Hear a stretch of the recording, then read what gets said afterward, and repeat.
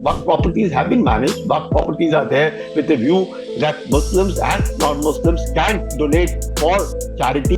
They should not have said that what has been passed in the parliament, we will not implement it. Now that becomes something which is avoidable. Hello and welcome to the podcast on Mirror Now. I am Akash and welcome to my esteemed guest on the podcast. He's a veteran from the Army, Lieutenant General Sanjay Kulkari. Hello, sir, and a very, very warm welcome to the podcast. Thank you, Akash. Great talking to you. Jai Hind. Jai Hind, sir.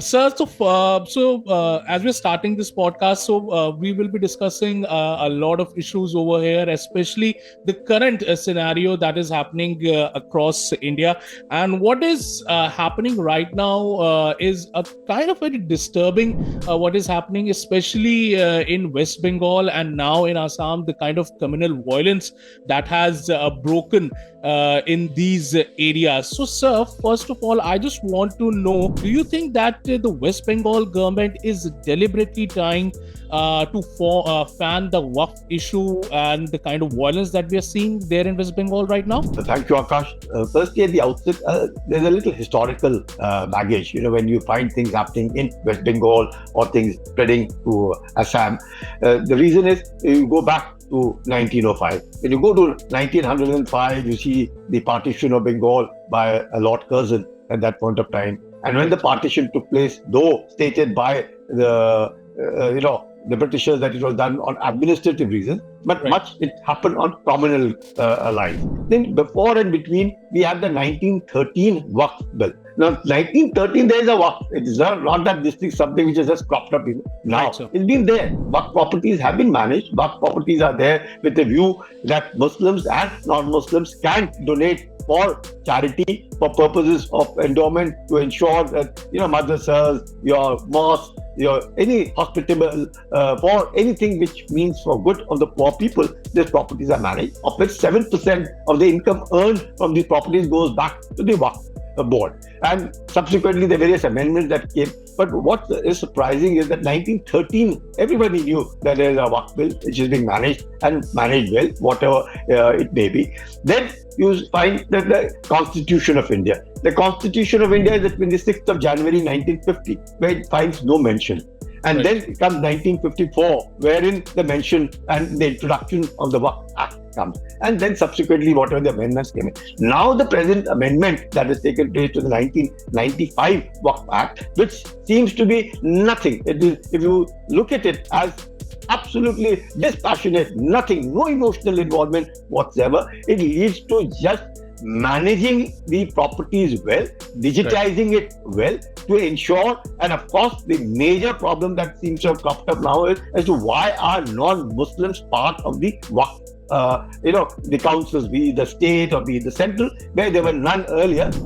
Non-Muslims become a part. Women, of course, got introduced. In between, we had the Sachar committee, which recommended various aspects of the Waqf bill as to how the Waqf property should be managed, digitization of it. Then people, generally I hear that the army seems to have a lot of land, the railway seems to be having a lot of land, right. And Waqf is one board which is the third largest property holder in India. Well, the army land and the railway land is the government of India land. But right. if you possess or acquire without any legal notification government land too as a part of the Waqf, obviously it will lead to dispute. And therefore, yet another as to why the district magistrate or these people allowed to you could say facilitate whether this particular property is Waqf or not. So these kind of but there was nothing, as I look at it, nothing of this thing which should lead to this kind of violence. Therefore, it gives us to believe that there's some false propaganda, false narrative, false this thing being spread. Again, the Waqf properties in large are in West Bengal and in UP. These are the two states which hold the largest chunk of the Waqf property. And right. Therefore, even if you look back, Murshidabad, where the present incidents are taking place in larger number, Murshidabad, Malda, which are more adjoining and bordering Bangladesh. So this has been a communal where you just require somebody to ignite. And Right, the sir. ignition probably took place on false narrative. I thought this was something which is avoidable, and this is where the government, the state government, and all ways of this thing, I would say, institutions must step in to tell people that what is being stated is wrong. Women are gaining. For people who were to get regularized, yes, there may be some nefarious people who may be selling property. Now, Waqf has a very nice provision. You can donate, but thereafter it cannot be sold. And you lose your property, but neither can the Waqf sell. So it's a damn good thing. So it is there only. It has not gone anywhere. Right, so I personally feel that there should have been a little bit of a understanding even for the poor people. But then, once it takes a communal thing, it's very difficult. And the state should not have, I personally feel, I don't know, I may be wrong, state should not have said that what has been passed in the parliament, we will not implement it. Now that becomes something which is avoidable. Anything passed in the parliament, I may not like. There's so many things I may not like. But once it is passed by the parliament, that is the supreme body. That's what the constitution, upholding of the constitution, when we talk about what is upholding of the constitution, who is going to make the constitution? The constitution is made by the parliament. And who is going to ensure its implementation? The courts are going to ensure its implementation. But another question that I want to ask you is that, we saw the situation that is in, Manipur and in Assam, where violence has, happened. And so, do you believe that the central government, though, when it comes to law and order situation, it falls under the purview of the state government, but do you feel that seeing that the kind of situation that we are seeing right now in these kind of areas, should the central government, intervene in these kind of situations if the state government is not able to handle the situation? Especially if we talk about West Bengal, we have seen that how the protesters, whatever the you want to call them, they have manhandled the police officials also. There are incidents that they are burning police vehicles, they are burning ambulances, they are burning state buses. So it looks like they're, attacking the state machinery. Yeah, absolutely, Akash. I think it's time that we are able to identify who these miscreants are, who these chaps are, who's putting the government property, public property being destroyed. You find shops being looted. You find some women coming on television screens saying that jewelry is also being looted and taken away by the miscreants over there. Some of them are saying that they are not the locals, they've come from outside. I personally would say what you just asked is a very, very pertinent question. If it had not been the High Court of West Bengal directing the central forces, the BSF, to step in to ensure that things in Murshidabad are brought under control, probably things would have gone from bad to worse. It is just because the High Court of Bengal directed, and there is something unique. I've never heard a court directing the central forces step in. I think it's something which has been done so nicely, and they're not stepped in for whatever the reason. Somebody complained to them and they saw it for themselves that it would go in flames, and it's a border state, border district, and therefore requires immediate intervention of the central forces. And sure enough, the intervention of the central forces led to things being normalized. Only 3 died, about 150 people got injured, another 300 got arrested. Again, if the things do take up, supposing it goes up in flames again, let's presume that some miscreants do decide to do that. Now the entire central government machinery is there, and the state government is supposed to be with the central government, and both of them have to act in sync to ensure that the law and order, the properties, the lives of the people are preserved, maintained, and that feeling of security must prevail. Now, after what has happened in Murshidabad and the neighboring areas, some political parties are now demanding that there should be AFSPA that should be imposed in some districts of West Bengal. So what do you think, as a person who belongs to the armed forces? Do you believe that, or do you think that it is time, or still the state machinery has the time to take things under control and bring the peace back?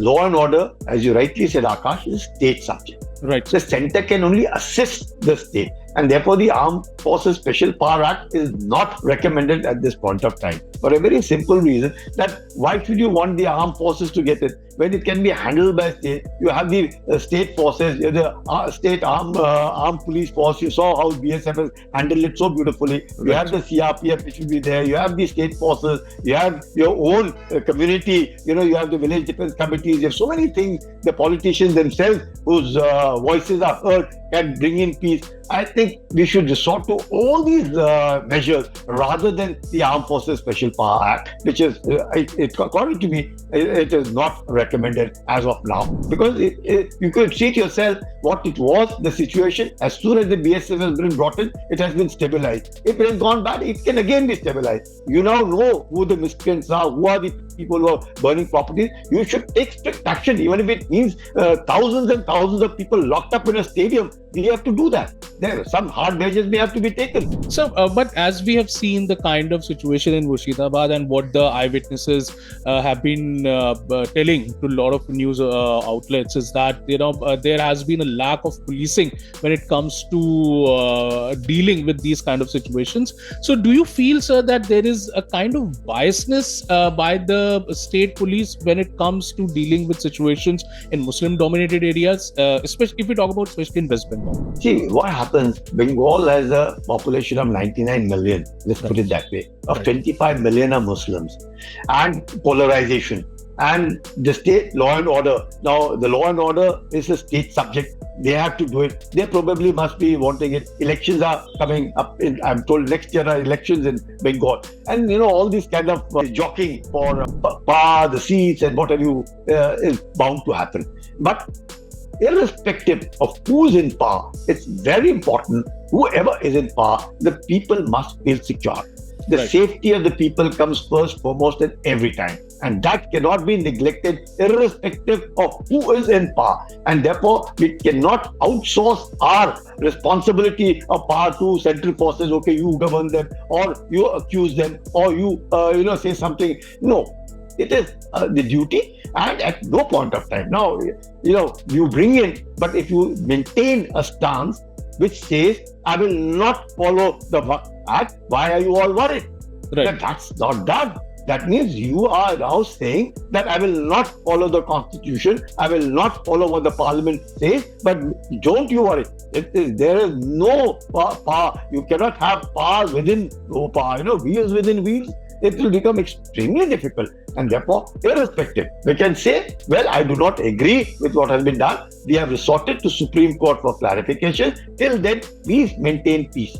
That is the way to go about it. But sir, the kind of situation that we're witnessing in Murshidabad and neighboring areas, do you feel that it might increase some kind of tension on the borders with Bangladesh? See, this is something which is very sensitive, because these are the districts bordering Bangladesh. Right. Bangladesh itself is in turmoil. Bangladesh itself has allowed the ISI to come and recce the portions which are quite close to Siliguri corridor. So these are indications. Plus, Mohammed Yunus, who's the caretaker, has gone to China and said certain statements which are, inimical and do not speak very high of a person who's a Nobel Prize winner. He's there as a caretaker, and then to request China to come in, or even to be able to give a kind of a veiled threat that this is all surrounded and that we only have a sea outlet, and these kind of statements and these kind of these things, they do not behold good of a good neighborly relation. Right. And therefore, Bangladesh itself has to mend its own country. We cannot do anything for Bangladesh at this point of time. It is their country and their people. They have to handle it. They have to manage it. But we will ensure that there is no spillover of any miscreant from Bangladesh into India. That is 100% sure. So the border, which is being guarded by the Border Security Force, which is the force which is guarding the Bangladesh border, by all means they will ensure that there are no spillovers from Bangladesh into India, and that if there is anyone coming and running this side or that side because the border is not fenced at some places, then we should get firmer and stricter. But I would still advise the armed forces at this point of time are really not. required. Of course, as you said that our army is capable of dealing with any kind of situation when it comes to the borders of this countries, and that's why we all are so relaxed, even though we are surrounded by countries that are not of the best interest of our nation. But sir, another question that arises is, if we see the kind of situation that has boiled over in West Bengal and now in Assam also, is that the question of the influx of Bangladeshi illegal immigrants coming to India? Do you feel, sir, that the kind of influx that has happened, it has also led to the kind of demographic change, and which has led to this kind of an outburst of violence in the state? See, within us, there's a lot of introspection to be done. Nobody can come into this country and spread all over the country, be it as Rohingyas or be it as illegal immigrants coming from Bangladesh for work and then settling down in India and having proper documents. Now, who is that who's giving them documents? Either they are coming being prepared with documents from Bangladesh, or documents are being made in India. So there are agencies which must ensure within India that if there are falsified documents, these people must be caught and sent. You've seen how I would look at it. I think the President of America has been so forthright. Anybody, you're welcome. You want to come to America, he's not saying don't come, but if you come illegally, he will deport you. Similar things have to be done within India also. There's no harm. If you want to come here for your health, you require to meet your friends, relatives, whatever it be, so you want to come here for work, take a work permit, come, no problems at all. So, but it should be regularized by the center.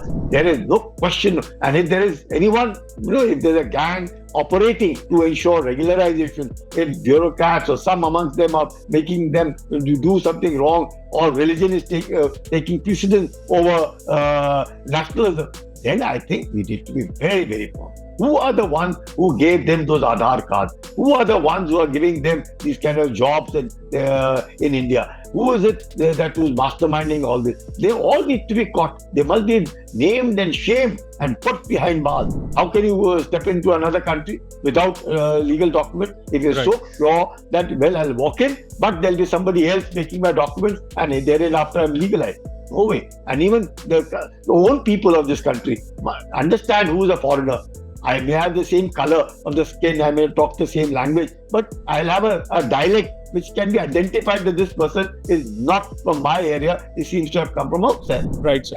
And so lastly, I just want to ask you this thing, that what measures should both the state and the central government should put in, to take control and of course to avoid these kind of situations that we are witnessing right now? First and foremost, good friendly relations between India and Bangladesh, because Bangladesh has over 4,000 kilometers plus of border with us, and 200 kilometers that they have with Myanmar, which itself is under the Arakan army control. So you have a little problem there also. So since Bangladesh is the longest and the only border with India, it must ensure, both countries must ensure they have friendly relations, and neither of them, the trust factor should at no time go. It is mutual trust which will help both the countries to prosper, which happened under Awami League, which happened under Hasina, who took the Bangladesh to a level where everybody looked at it as something everybody was proud of. The women was empowered. So you find the people of Bangladesh are very intelligent, very hardworking, most unlike any other thing. The women there are empowered. So it's a very good situation as to have good neighbors. Secondly, the border fencing. The border fencing must be undertaken with sincerity by both the countries, number one. And number two, within our own country, we should not be denied land for construction of this fencing. So even if you say 400 kilometers out of the 4,000 kilometers, and you have a huge number, 90% of the border fencing has been done. What is the use of 90% of the border fencing when 10% is not 10 kilometers? It's 400 kilometers. And that's a huge thing. Therefore, when anyone can come in and go out. So this kind of a thing, so border fencing is a must, and we must be careful. And within our own country also, introspection as to who are these people who are allowing this illegal immigration among the leadership in India, because there is freedom of speech in India. We are a democratic country, but there must be some restriction and no instigating. no instigation, and everybody must follow the constitution. The constitution can't be pick and choose. What you like, you pick, and what you don't like, you say, I will not follow. Then the constitution would lose its value. So it's very important that we follow the constitution. That's the most important thing. We fence the border, and we have good relations, and all illegal immigrants must be deported, whatever and wherever they are, be it Rohingya or illegal Bangladeshi, because they are basically from there. Very well put, sir. And we hope that the kind of the resolve that you have shown, both the state and the central government should also show that kind of a resolve in dealing with these kind of situation. Well, that's all the time we have today on the podcast, sir. Thank you very much for joining me and sparing your time, sir. Thank you, Akash. Jai Hind. Jai Hind, sir. If you like this video, then like, share and subscribe to Mirror Now.